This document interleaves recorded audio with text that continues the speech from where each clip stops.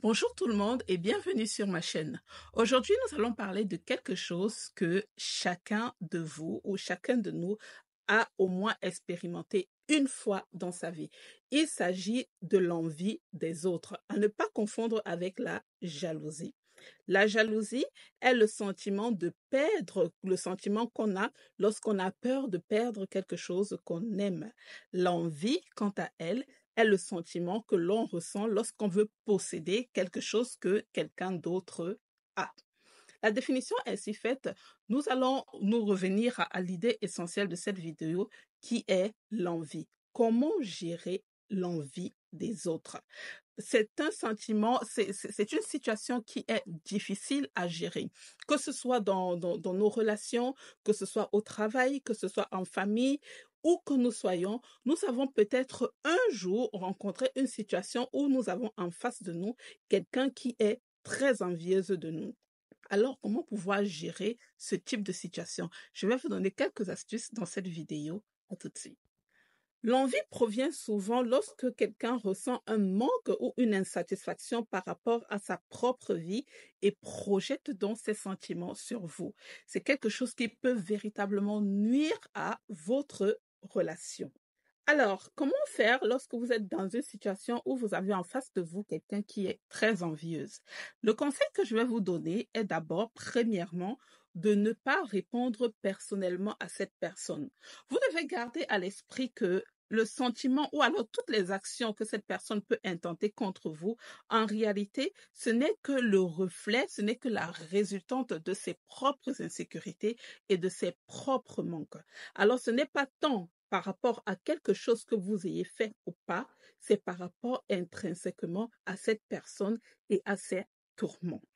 Vous devez donc garder cela à l'esprit et ne pas laisser des émotions négatives vous affecter.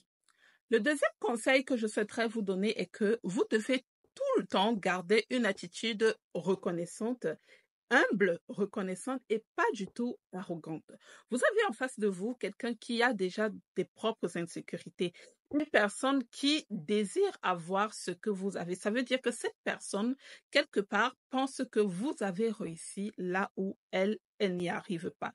Donc, il n'est pas question ici de venir enfoncer le clou dans la plaie, mais il s'agit plutôt pour vous de rappeler à cette personne que vous êtes un être humain, que vous avez aussi vos manquements et que toutes les choses que vous avez pu accomplir aujourd'hui dans la vie, ce n'est pas tant parce que vous avez plus travaillé ou que vous êtes plus méritante, c'est tout simplement parce que vous avez été aidé par le bon Dieu, par la providence, par l'univers, appelez ça comme vous voulez. Et c'est aussi le moyen à cette occasion de pouvoir partager avec cette personne les échecs que vous avez eus pour pouvoir montrer à cette personne que là où vous êtes aujourd'hui, elle est capable d'y arriver parce que vous n'êtes pas un super homme, vous n'êtes pas une super femme, vous êtes humaine et que si vous y êtes arrivé, elle aussi, elle pourra. Nous l'avons entendu plusieurs fois. Pour se faire des amis, il faut pouvoir s'intéresser aux personnes qui sont en face de nous. Il en est de même lorsqu'on est même dans une relation qui est déjà clairement établie. Vous avez en face de vous quelqu'un qui a beaucoup d'insécurité. Vous avez quelqu'un qui a beaucoup de troubles et qui se soucie peut-être de son avenir ou de la réussite de tel ou tel projet que vous avez déjà réussi. Vous devez utiliser ce moment, ce sentiment d'envie que vous avez pu déceler chez la personne qui est en face de vous. Vous devez l'utiliser comme moyen de pouvoir motiver cette personne. Vous devez vous intéresser à sa vie. Vous devez vous intéresser à ses attentes. Ce qu'elle désire accomplir dans sa vie, qu'est-ce qu'elle souhaiterait avoir.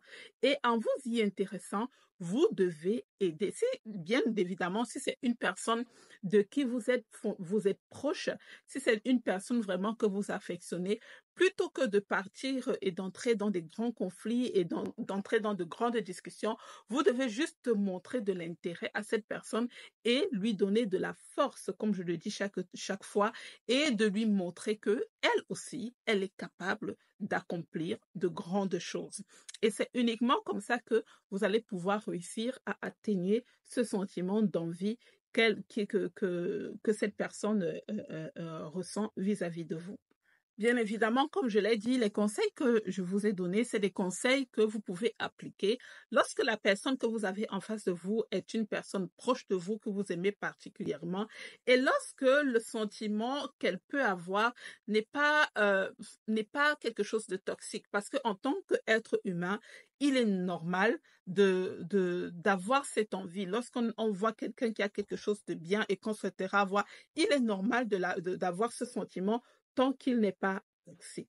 Alors, il faut savoir mettre des limites. Si vous vous rendez compte que malgré tous vos efforts, malgré tout ce que vous avez essayé de faire pour la personne, qu'elle ne change pas et qu'elle est tout le temps sans cesse en train de vous rappeler en quoi vous avez réussi, en quoi elle ne réussit pas, ou alors qu'elle pose des actions vraiment qui vous dérangent profondément, vous avez le droit de préserver votre santé. Vous avez le droit de préserver votre bien-être. Vous avez le droit de mettre fin à cette relation. C'est bien vrai que dans la vie, l'amour ne suffit pas. Vous pouvez bien aimer quelqu'un, mais il y a des moments où lorsque votre santé est en danger, lorsque votre bien-être est en danger, vous avez le devoir de mettre fin à toute relation. Alors, j'espère que ces conseils vont vous aider à pouvoir gérer les situations d'envie que vous pourrez rencontrer dans votre vie quotidienne.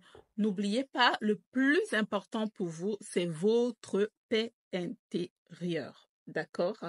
Alors, n'hésitez pas à vous abonner à la chaîne, n'hésitez pas à me laisser un pouce bleu et surtout à me dire en commentaire comment est-ce que vous gérez les situations d'envie ou de jalousie. Je pense qu'on préfère plus dire le mot jalousie plutôt qu'envie, mais c'est l'envie. Comment vous, dans votre quotidien, vous gérez les situations d'envie?